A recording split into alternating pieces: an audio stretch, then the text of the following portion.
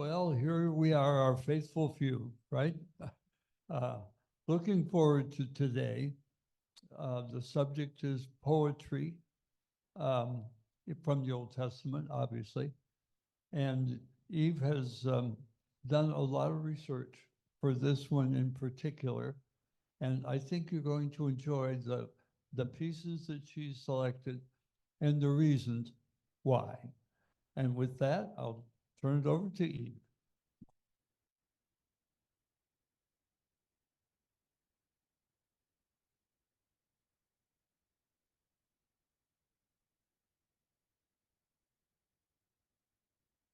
Okay, start this with a moment on the dynamics of parallelism. Um, Speaking to the mic, the dynamics of parallelism, the structures of intensification. You may notice that most of the psalms that we often say or sing in worship come in 2 lines, sometimes 3.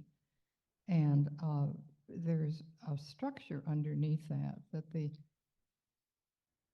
that's called a structure of intensification. The second and third lines repeat the thought, but make it more intense. And that's, once you know that, you know to look for it and listen for it. And the first example we have comes from Genesis 4. Okay, I'm looking that, I can look at here, verses 23 to 24. Lamech said to his wives, Ada and Zillah, hear my voice. You wives of Lamech, listen to what I say. I have killed a man for wounding me, a young man for striking me. If Cain is avenged sevenfold, truly Lamech 77-fold. And do you see it? Hear my voice is parallel with listen to what I say. Lamech said to his wives is parallel to you wives of Lamech. I have killed a man for wounding me, and the parallel is a young man for striking me. If I'm avenged sevenfold, if Cain is avenged sevenfold, truly Lamech 77-fold. Well, that's certainly a bit of intensification. The next example comes from Job. Job is considered by people who are qualified to make judgments on these things to be the mountaintop of poetry in the Hebrew Bible. It's one of the reasons it's somewhat confusing to read. He has torn me in his wrath and hated me. He has gnashed his teeth at me. My adversary sharpens his eyes against me. You see the parallelism from torn me in his wrath to hated me, to gnashed his teeth at me, sharpens his eyes against me, which is a nice poetic phrase, sharpens his eyes. They have gaped at me with their mouths. They have struck me insolently on the cheek. They mass themselves together against me.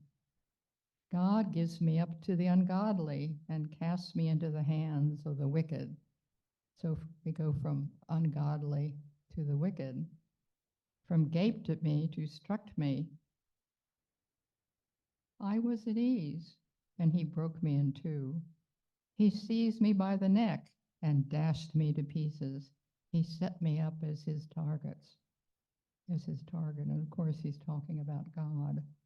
But you see the intensification.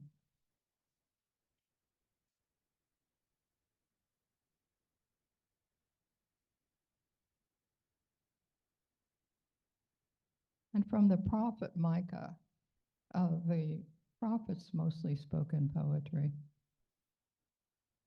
Mike?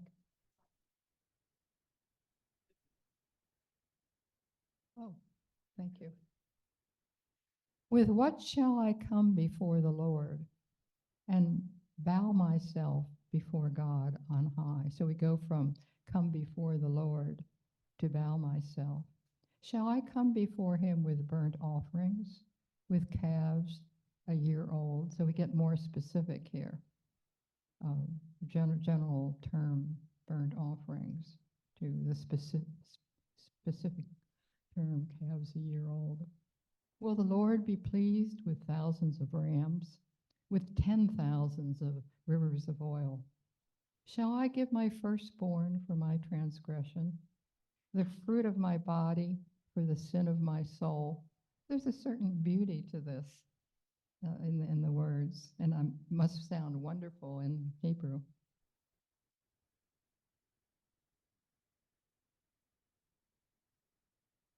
Next example comes from Job. What are mortals that they can be clean? Or those born of woman that they can be righteous? So we have the parallel of mortals and born of woman, and then an intensification. They can be clean, that they can be righteous. From the prophet Jeremiah. Moab has been at ease from his youth, settled like wine on its dregs. He has not been emptied from vessel to vessel, nor has he gone into exile. Therefore his flavor has remained, and his aroma is unspoiled. You catch what's going on. From Proverbs 3:10. Then your barns will be filled with plenty, and your vats will be bursting with wine. Back to Job. One is so near to another that no air can come between them. An interesting image. Oh, I didn't get, yeah, I'll need to get the hang of this, right? That was Jeremiah. And wait a minute. I skipped Jeremiah. You see, Moab has been at ease from his youth, settled like wine on its dregs. He has not been emptied from vessel to vessel, nor has he gone into exile. Therefore his flavor has remained, and his aroma is unspoiled. Excuse me for being awkward with this. It's new to me. Now, where am I? Job. Oh, I went too far.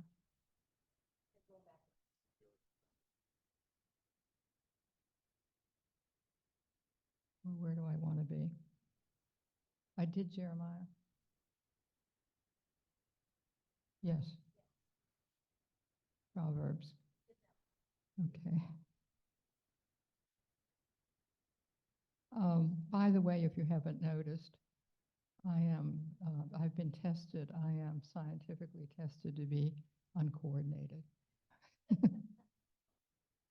One is so near to another that no air can come between them. I think that's a fascinating observation. Another one from Jeremiah. And I will bring to an end the sound of mirth and gladness, the voice of the bride and bridegroom in the cities of Judah and in the streets of Jerusalem, for the land shall become a waste. Back to Job. He gives rain upon the earth and sends waters upon the fields. From Isaiah 45. I made the earth and created humankind upon it. It was my hands that stretched out the heavens, and I commanded all their host. Proverbs. Throw in your lot among us. We will all have one purse.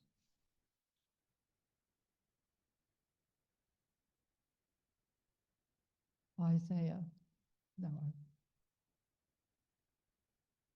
from Isaiah, an oracle concerning Damascus. See, Damascus will cease to be a city and will become a heap of ruins. You're getting the rhythm of what's going on. Lamentations. How lonely sits the city that once was full of people.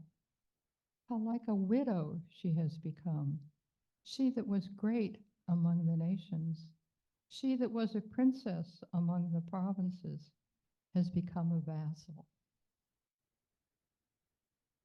There's a deepening and an intensification of the pain. It's very sad, but it's also very beautiful. Proverb.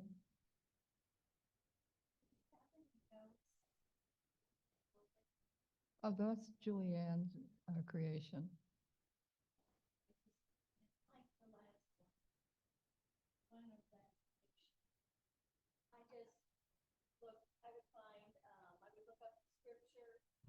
In Google and find different artworks that went with the scriptures by different artists. So, Google. As I may describe this poetically in the Hebrew manner, we're a good team. Julianne and I work well together. You caught what You did the hard stuff. I did the hard stuff, but she labored longer.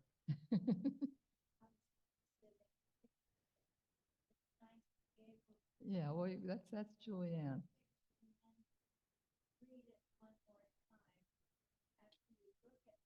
Well, let's read it again. How lonely sits the city that once was full of people. How like a widow she has become, she that was great among the nations. She that was a princess among the provinces has become a vessel.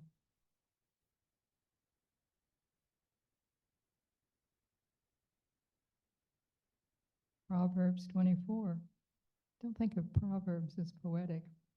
My son, eat honey, for it is good, and the drippings of the honeycomb are sweet to your taste.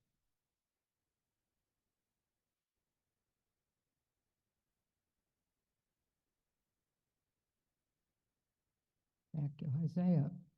Go out from Babylon, flee from Chaldea, declare this with a shout of joy, proclaim it, send it forth to the end of the earth, and say, the Lord has redeemed his servant Jacob. They did not thirst when he led them through the deserts. He made water flow for them from the rock. He split open the rock, and the water gushed out. And the poet is making word pictures for your mind, and you see the difference. You see someone leaving Babylon and fleeing from the Chaldea is the same action described slightly differently. And declare this with joy, proclaim it, send it forth to the end of the earth, and more specific, say the earth has redeemed his servant Jacob. Again, they did not thirst when he led them through the deserts. He made water flow for them from the rock. He split open the rock, and the water gushed out. It's quite lovely once you get into the rhythm of it. Yeah, exactly. Yes, it's quite lovely. Listen to the beauty of it. You can start talking like that.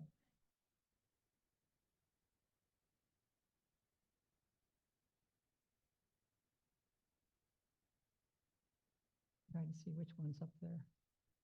Another one from Isaiah. The prophets especially are poetic, depending on what kind of Bible you have. In more modern Bibles, the poems are printed like the way I have them here. But in the old Bibles, everything is flat. In the old Bibles, at least the old ones that I had, they weren't printed so that you could see that it was poetry.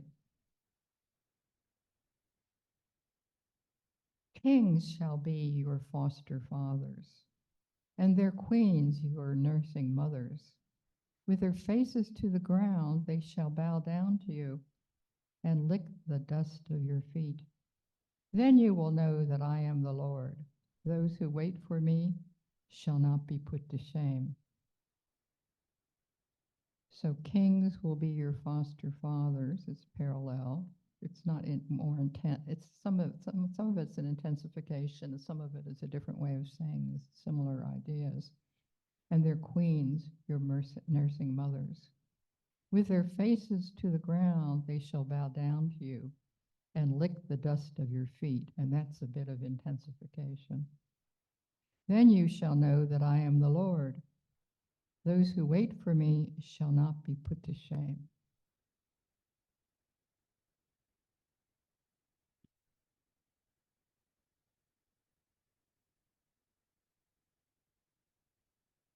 And the Psalms, of course, are all poetic. May his foes bow down before him, and his enemies lick the dust. So we go from bowing to licking the dust. Intensification. They abhor me. They keep aloof from me. They do not hesitate to spit at the sight of me. So we get specific from abhor, that's their attitude.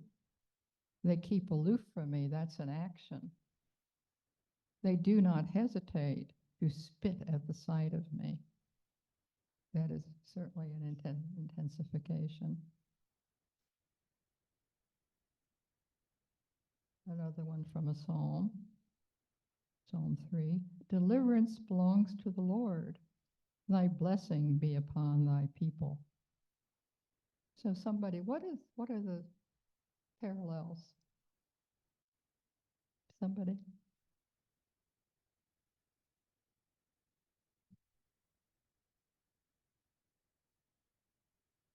Deliverance?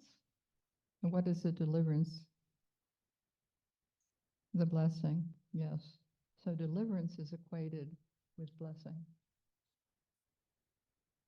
Deliverance belongs to the Lord. Thy blessing be upon thy people. I don't know about you, but I found the more I was aware of the structure. Wait a minute. I lost one. I missed one.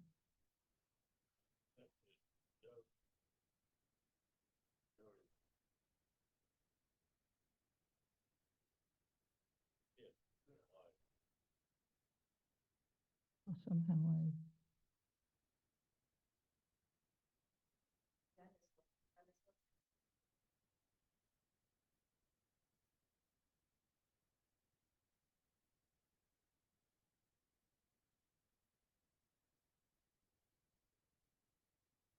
Okay, Jeremiah, I skipped some pages here.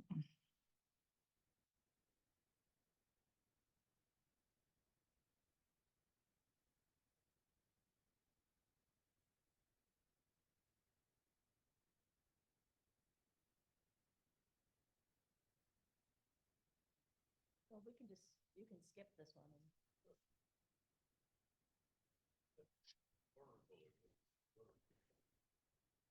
Well, where are we? We did Job. We did Job 15, Jeremiah 48,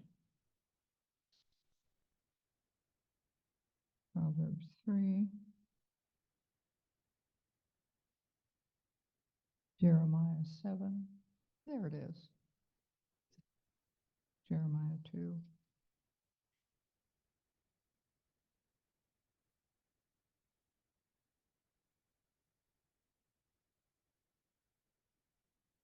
Okay. Yep, we did that one. We did Job 5. Yep. Do we do Isaiah?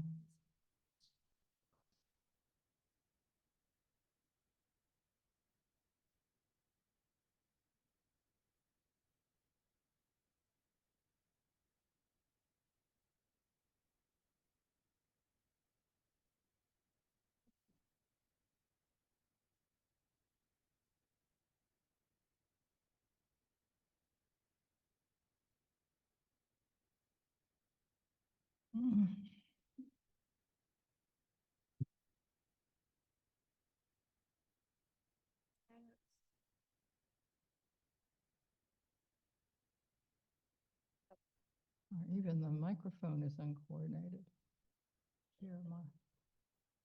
Jeremiah 2. The lions have roared against him. They have roared loudly. They have made his land a waste. His cities are in ruins without inhabitant. So the lions have roared against him. They have roared loudly. Well, that's certainly a bit of intensification. They have made his land a waste. His cities are in ruins. We're getting specific here. Without inhabitant, making it clear what she's talking about.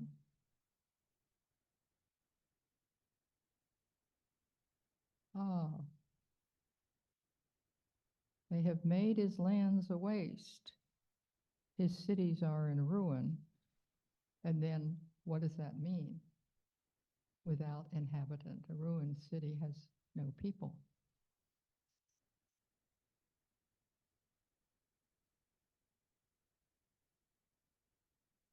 Again from the Psalms.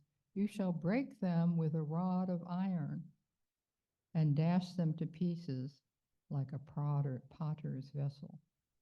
So what is like a rod of iron?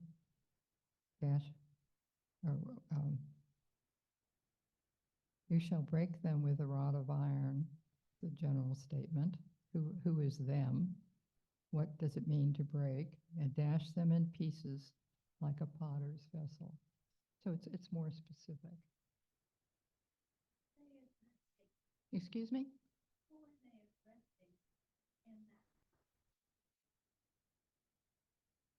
You shall, I don't know. Somebody want to look it up?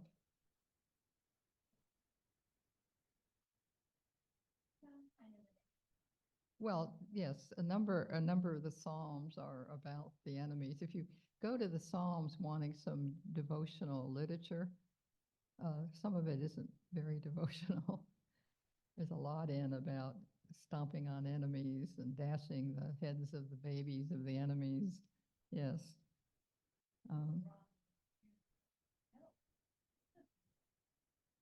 Yes.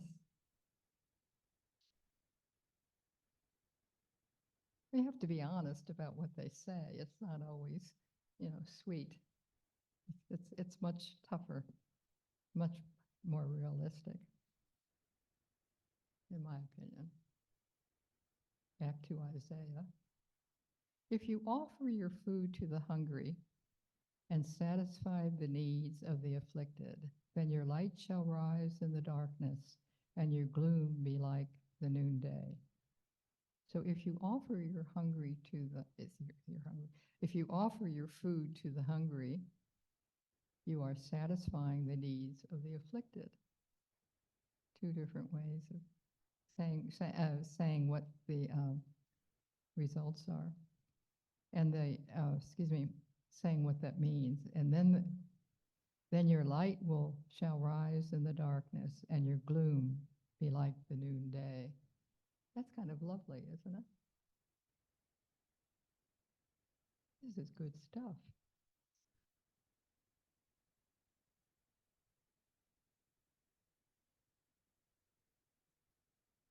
Psalm 13. How long, O Lord, will you forget me forever? How long will you hide your face from me? So forget me is intensified with hiding your face, or there's a word picture there, as if God had a face. How long must I bear pain in my soul and have sorrow in my heart all day long? How long shall my enemy be exalted over me? So pain in my soul and sorrow in my heart. And then what is the result of that? How long shall my enemy be exalted over me? Consider and answer me, O Lord my God. Give light to my eyes, or I will sleep the sleep of death. And my enemy will say, I have prevailed. My foes will rejoice because I am shaken. Consider and answer me would have the result of giving light to my eyes and make it possible for me to sleep like I'm dead, just out to the world. And my enemy will say, I have prevailed. My foes will rejoice because I am shaken. Do you see the progression through there? Begging God to respond to my situation, my predicament. Give light to my eyes, or I will sleep the sleep of death. And another bad thing that will happen is my enemy will say, I have prevailed. My foes will rejoice because I am shaken. And I'm your guy. Don't let the enemy prevail or think they've prevailed. Don't let my foes are your foes because I am shaken. But I trusted in your steadfast love. My heart shall rejoice in your salvation. I will sing to the Lord because he has dealt bountifully with me. There are many psalms that have a turning point in the middle, going from despair to kind of a pause, and then responding to what was experienced as an answer. I trusted in your steadfast love. My heart shall rejoice in your salvation. I will sing to the Lord because he has dealt bountifully with me. Here's one of my favorite prophets, Amos. What? Oh. Oh, an eclipse. Oh, clever, clever Julianne. Now, if you were writing a poem now about the sun being dark at noon, we would say, I will make it an eclipse. I will cause an eclipse. On that day, says the Lord God, I will make the sun go down at noon. He was talking about yesterday. And darken the earth in broad daylight. So the sun going down at noon and the earth dark in broad daylight. You don't have to imagine that. I will turn your feast into mourning and all your songs into lamentation. I will bring sackcloth on all loins and baldness on every head. Now, baldness is not a good thing, according to this. I will make it like the morning for an only son, and the end of it like a bitter day. So you see what's going on here? The bad things that he's talking about here, what God is going to do. It's like the sun going down at noon and the earth being dark in broad daylight. You're feasting, but it will be turned into mourning. All your songs will be songs of lamentation. I will bring sackcloth on all loins and baldness on every head. It gets more and more specific. I will make it like the mourning for an only son. Your only child, your only son, they don't count women for much, but your only son dying, and the end of it like a bitter day. Very expressive. Here's a bit from the end of Amos.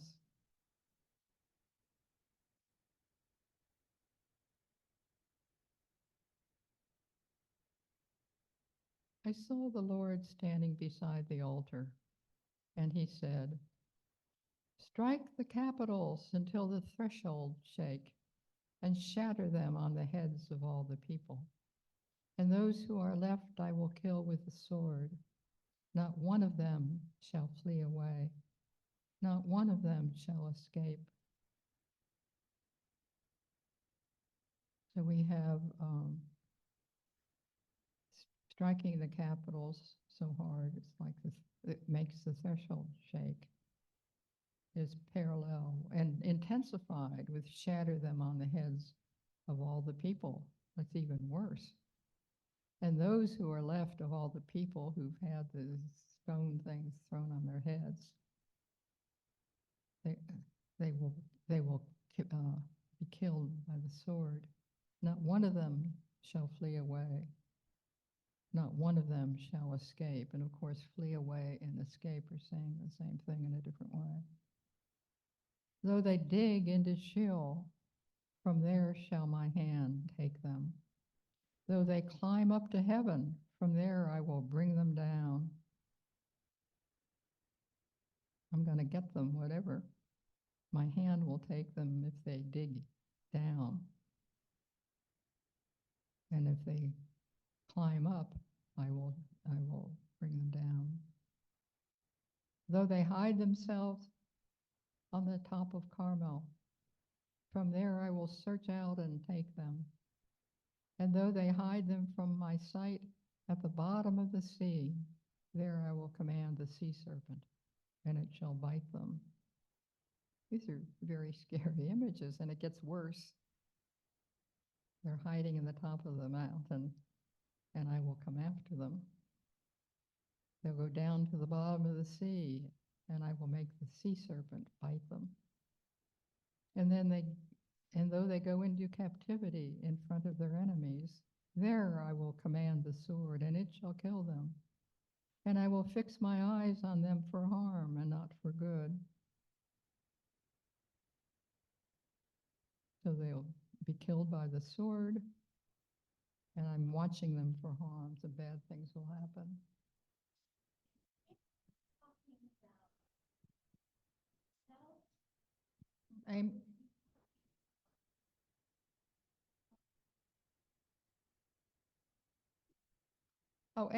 Amos is speaking to the people about their sin and evil.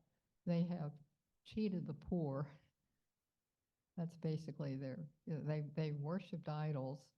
And there's great concern all through the Bible with the treatment of the poor, the weak, the powerless. And the rich and the powerful and the strong exploit them. They don't pay them fair wages. The prophets, they do not, the biblical prophets could care less about sexual misbehavior. I mean, you would think from listening to many preachers today, that's the worst sin. Yeah, it's not really a big thing. They're not concerned with that. They're concerned with financial sins, exploiting the poor, not paying them fairly, not paying them at all, working them too hard. That's a big thing with the prophets. So I don't know how much prophetic preaching you've heard lately, but I think there's not very much.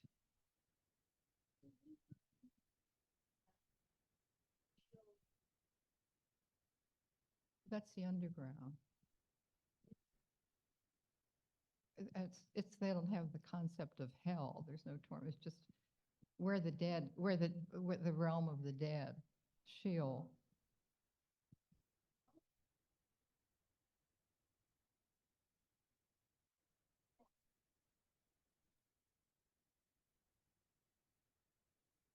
You never thought to ask.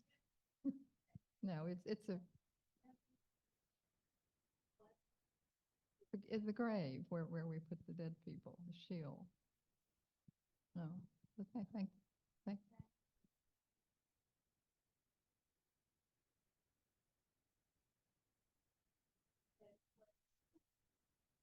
It was what? School. I guess that could be hell for some people, but no. Well, where were you that you didn't ask a question? Where were you that you never asked? I was in school in St.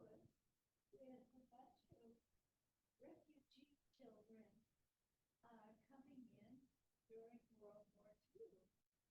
And so it was and they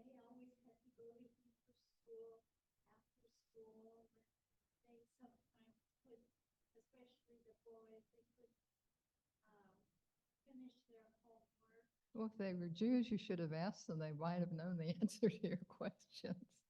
Well, Anyway, yes. Never too late to learn. Yeah. Shield, right.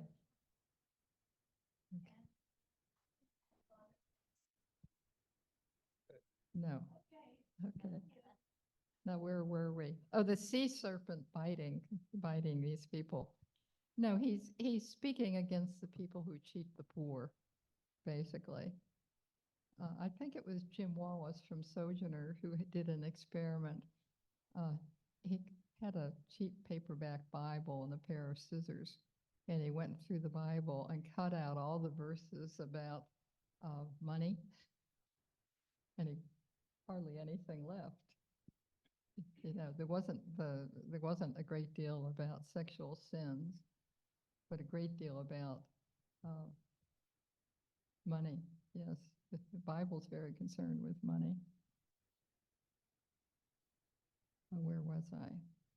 Though they hide themselves on the top of Carmel, from there I will search out and take them. And though they hide from my sight at the bottom of the sea, there I will command the sea serpent, and it shall bite them. This is a very fierce and angry God. But who is he angry at? He's angry at people who exploit the poor. And though they go into captivity in front of their enemies, there I will command the sword, and it shall kill them. And I will fix my eyes on them for harm and not for good.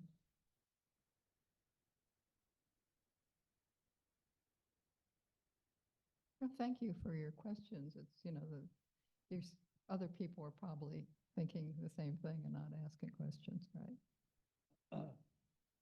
Job 5, yes, 9.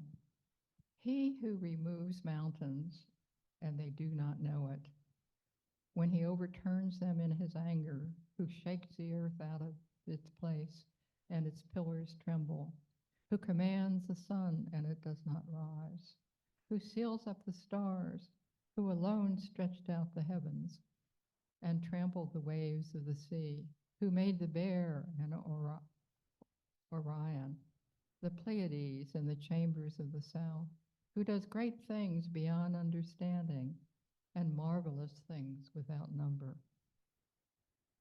You remember the story, Job is arguing with his enemies are attacking him.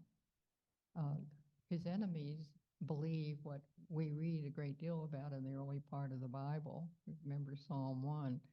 If you are upright and behave, you will be blessed. And those who are punished are being punished for a reason. There's something wrong with their behavior. And if you want to blame the poor for their lot, if you just go to the Bible, there are lots of places where you'll find that. And Job is where that turns around. They don't know who wrote it or exactly when, but most likely during the exile, when they were examining the problem of why do innocent people suffer. Because it says, the Bible says that those who suffer aren't innocent. The guilty will suffer.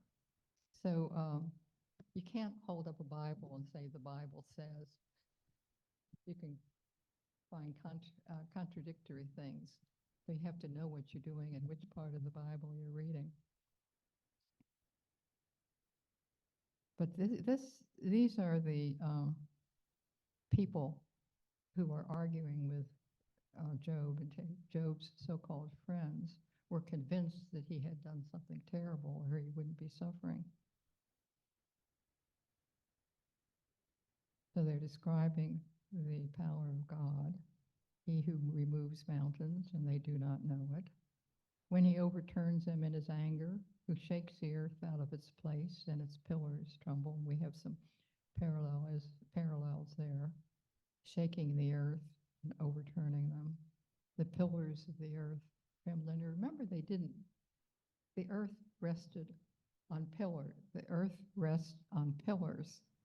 The earth is flat, not round. There were early scientists who knew perfectly well it was round, but the common belief was that it was flat. who seals up the stars, who alone stretched out the heavens and trampled the waves of the sea, and who made the stars, yes, who does great things beyond understanding and marvelous things without number. So great things without understanding and marvelous without number obviously are parallel. And here we are.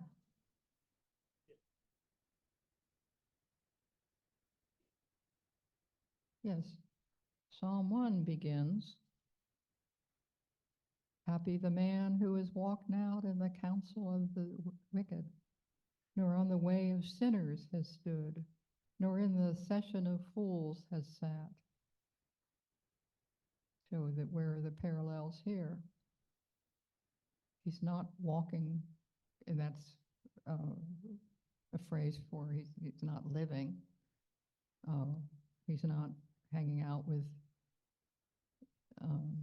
the bad people, has not participated in the gatherings of sinners. Rather, in the Lord's teaching his delight. His teaching he murmurs day and night. You may know, or maybe you don't, silent reading wasn't the way it was done. You go into an Orthodox service, you see reading out loud, murmuring. I mean, I would, if I were reading this to myself, I would be, rather than the Lord's teaching his delight, his teaching he murmurs day and night. There's no silent reading, it's all done out loud. He murmurs it. He shall be like a tree planted by streams of water that gives its fruit in season, whose leaf does not wither, and all it puts forth prospers. So we can see the parallels here. He's delighted by the Lord's teaching, and he's reading it out loud day and night. Always, this is what he's doing. He shall be like a tree planted by streams of water that gives its fruit in season. So that's an intensification of the tree, whose leaf does not wither, and all it puts forth prospers. Not so the wicked, rather like the chaff that the wind blows. Thus the wicked will not stand up in judgment, nor sinners in the counsel of the righteous. For the Lord embraces the way of the righteous, and the way of the wicked is lost. So you're lost, Job. I mean, that's what we very early it says that. So there's a questioning within the Bible of other parts of the Bible. You remember when they came back from exile, the people were told by Ezra to send away their foreign wives. Aha, that's probably when the book of Ruth was written. You remember the book of Ruth? The woman from Moab, which was an enemy country, said to her mother-in-law, when her mother-in-law went home when her husband and her sons had died, I want to go with you. Whither thou goest, I go. I'm going with you. And she came, and she was this lovely, lovely person. And she married the rich man Boaz, and she became the grandmother of David. So this was probably, nobody knows this for sure, but this was probably written against Ezra. There's this conversation going on all the time between the books and within the books, which is one really neat thing about the Bible. There's no such thing as the Bible says. It's like a Jewish Bible study. Richard and I had a delightful one time at that there's a night in the year when you stay up and read scripture all night. And we were delighted that it was so unlike many Christian Bible studies where, well, what does the Bible say about this? There's one answer. No, this rabbi said this, but that rabbi said that. And we thought, yes, that's so true. So it was delightful to learn that. But Psalm 1 was used against Job. I mean, the thoughts are all over the early part of the Bible. And Job's so-called friends kept bringing that up to him. Well, this is what it says. And he says, well, I don't believe it. Well, there's something wrong with you. You have to believe this. And this this was the experience of the exile, when actually most of the Bible was put in its final form. There were documents and memories from both the Northern Kingdom and the Southern Kingdom. And they put them together. Sometimes they had doublets of stories, so they printed both of them together, one after another. In this time of questioning, there's no simple answer to the mysteries of life. But there we have our parallelism. The wicked will not stand up in judgment, and sinners are parallel to the wicked. And standing up in judgment is like being in the council of the righteous. The righteous are going to judge the wicked, because the Lord embraces the way of the righteous, and the way of the wicked is lost. So the righteous are blessed by God, and the wicked are not.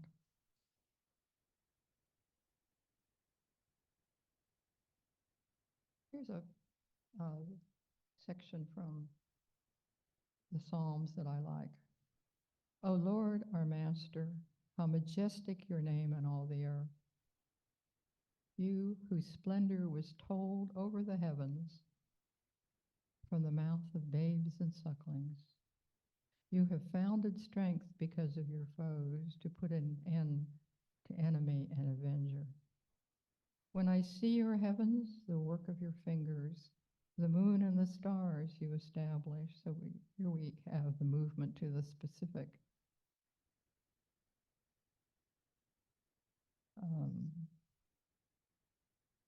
The heavens are the work of your fingers. God has made everything we see in the sky. The moon and stars, which is parallel to and specific description of the heavens.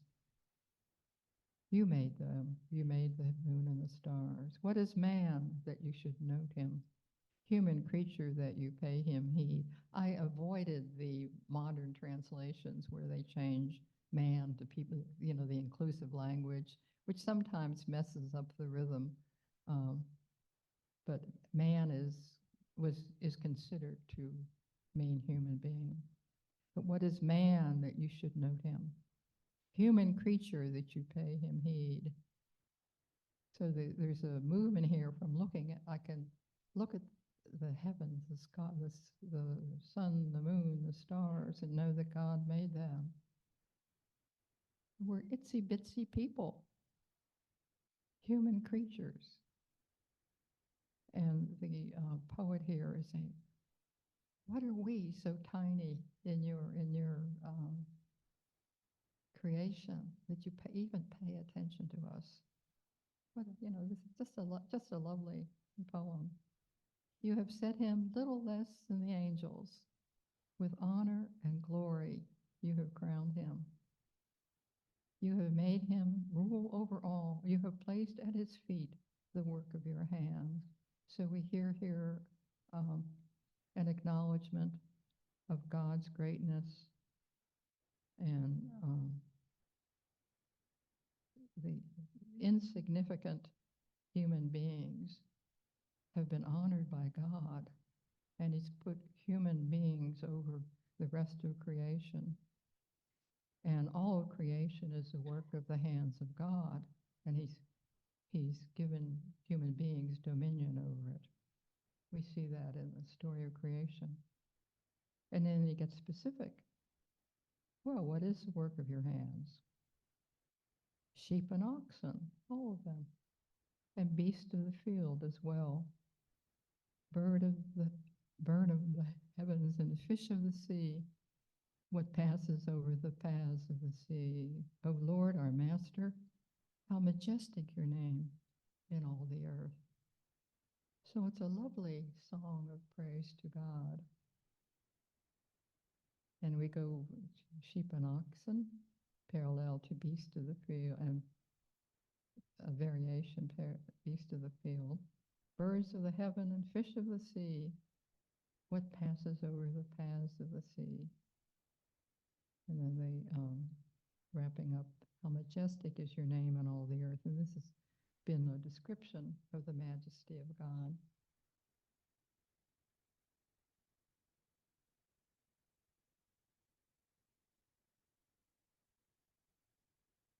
Proverbs 8. This is somewhat different from the rest of Proverbs, but it's quite nice. Wisdom is conceived of metaphorically as a woman who's outside, outdoors, speaking.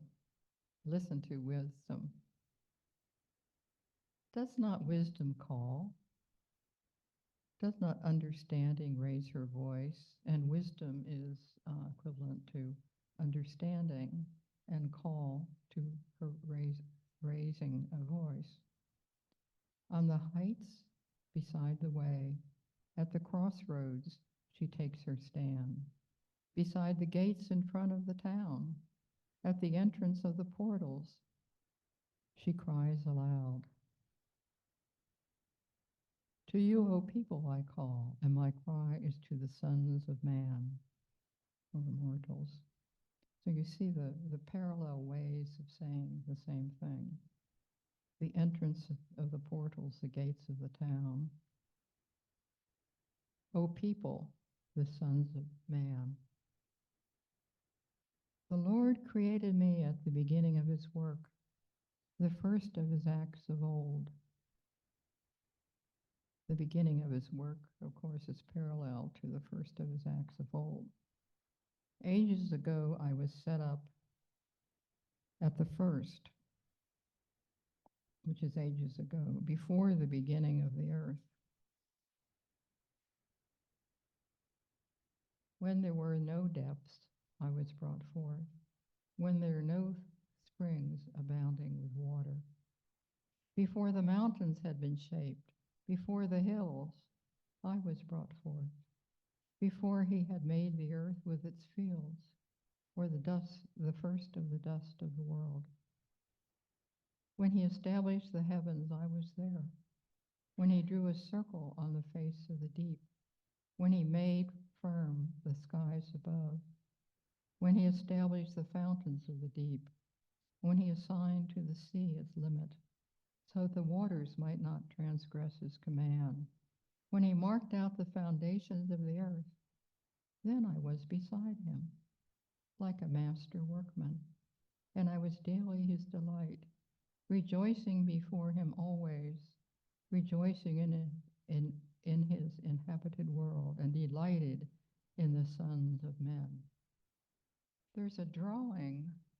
Who's the guy? Richard, you would remember. He's drawing the circle. The famous poet. Oh well, I can't think of his name. Christians take this as a description of Christ. Non-Christians don't. But they see Jesus equivalent to wisdom.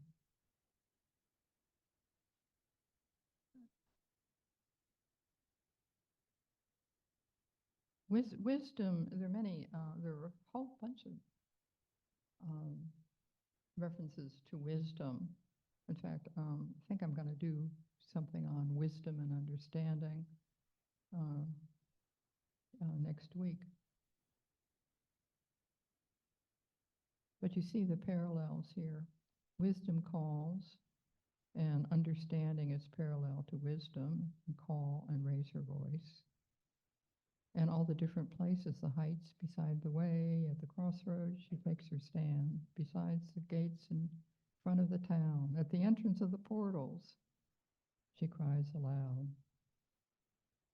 And O people, To you, O people I call, is parallel to the sons of men. The Lord created me at the beginning of his work, parallel to the first of his acts of old. Ages ago I was set up, again at the first, and again before the beginning of the earth. When there were no depths, I was brought forth. When there were no springs abounding with water. Before the mountains had shape, before the hills, I was brought forth.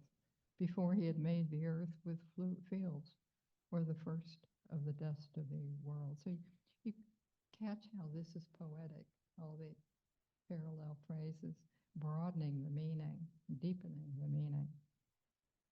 When he established the heavens, I was there. When he drew a circle on the face of the deep. When he made firm the skies above. When he established the fountains of the deep. When he assigned to the sea its limit, so that the waters might not transgress his command. So limiting the sea, so that the waters might not transgress. He marked out the foundations of the earth, and I was beside him. I was daily his delight. Just another beautiful bit of writing.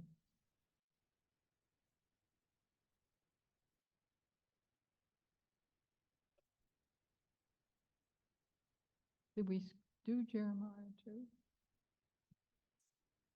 No. I think we did that earlier. Yeah, I guess we did. Yes, we did. Well, I would say one thing, I think your message about how the poetry,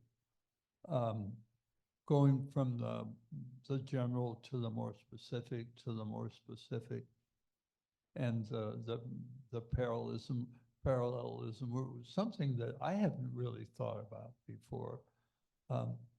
And it might be that I also had one of those old Bibles where the phrases weren't set out in a way that would lead you to find the rhythm.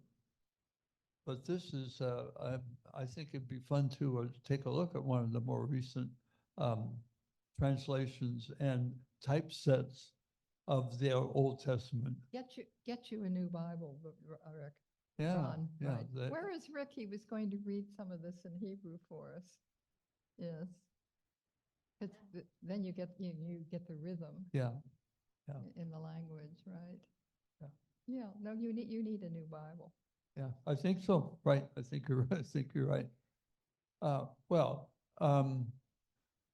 Next week, I think we've just about used up our time here, but next week it's on knowledge and wisdom. Are those some of the terms? Well, there are whole books devoted to this. Mm-hmm. What? There are whole books, not just references, but Mm-hmm.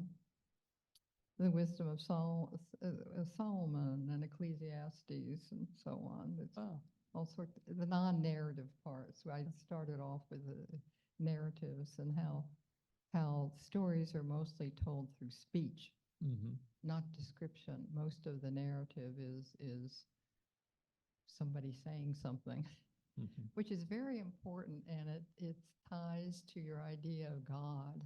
You can't pin God down. You can't pin down the wind or breath.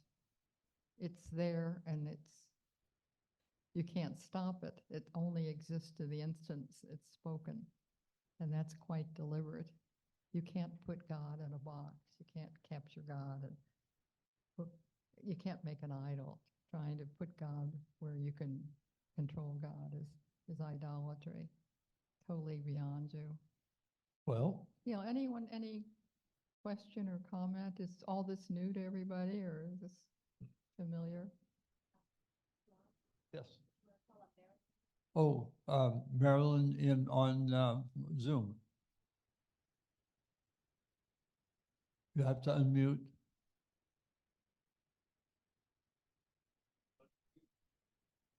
Marilyn, Can there hear you me go. There you now? go. Okay. Thank you so much for reading from God's Word. it just never gets old. And I love how you just explained a lot of different things, but the pictures obviously were beautiful too and really gave another dimension.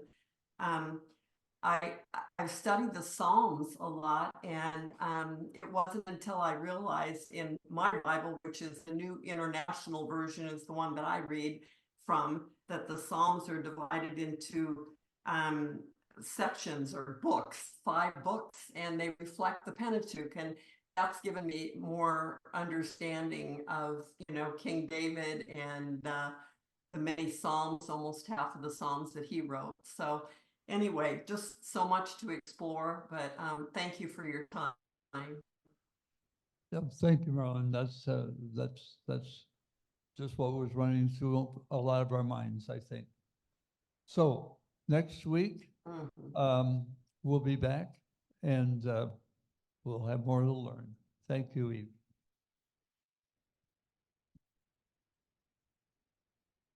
Thank you for coming.